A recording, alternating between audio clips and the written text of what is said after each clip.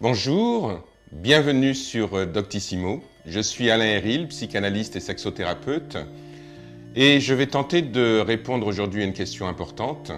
Qu'est-ce qui excite les femmes?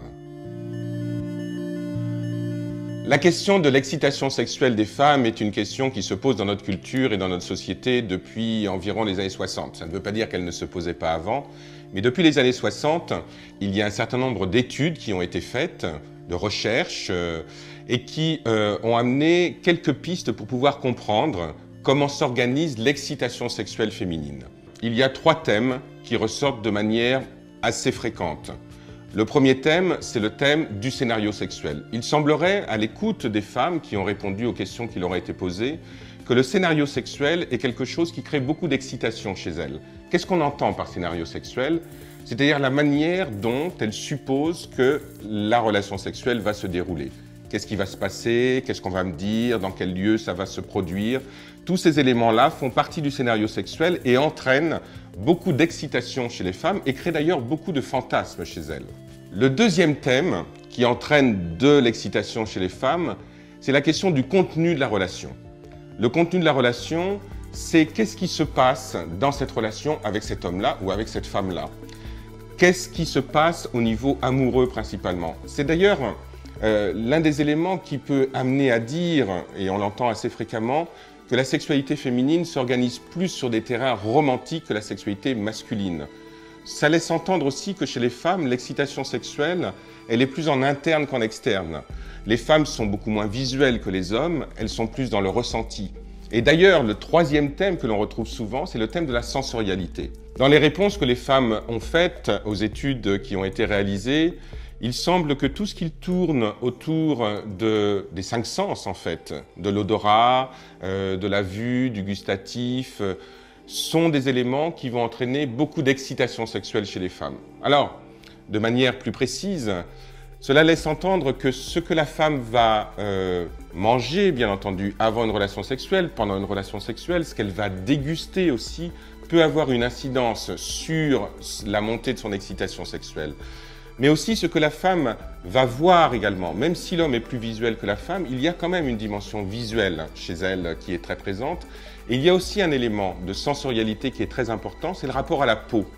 Le rapport à la peau, le rapport à la caresse, le rapport à la douceur, le rapport à la tendresse, tous ces éléments-là qui mettent la sexualité féminine d'un côté plutôt romantique, sont des éléments qui entraînent beaucoup d'excitation chez les femmes et qui vont mettre en place tout un univers fantasmatique qui va leur donner envie, besoin, nécessité d'avoir une relation sexuelle à l'intérieur de laquelle elles supposent qu'elles vont ressentir un plaisir qui va être un plaisir important pour elles, bien entendu. Les 3 questions que j'entends le plus souvent dans mon cabinet concernant l'excitation sexuelle féminine sont pour la première, est-ce que les femmes veulent que de la douceur ou est-ce qu'elles veulent de la domination? C'est une question qui est très intéressante parce que, bien sûr, dans la sexualité féminine, il y a une dimension de douceur, une dimension de tendresse qui est extrêmement importante. Néanmoins, je rencontre et j'entends beaucoup de femmes dans mon cabinet qui ont besoin d'avoir aussi à certains moments un élément de domination.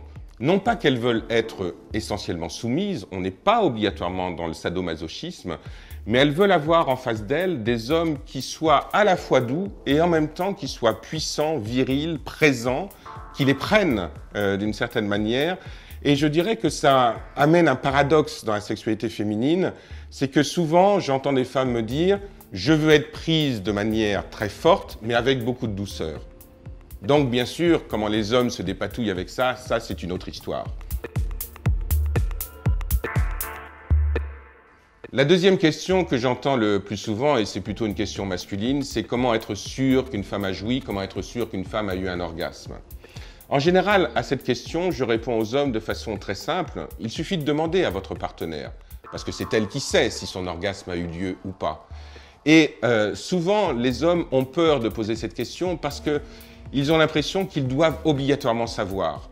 Alors bien sûr, ils peuvent savoir et pour ça, il est nécessaire d'avoir beaucoup d'attention, beaucoup d'écoute de l'autre, écouter le corps, le mouvement du corps de sa partenaire, écouter la voix, écouter toutes les modifications qui ont lieu et qui laissent entendre que l'orgasme va avoir lieu ou que l'orgasme a lieu.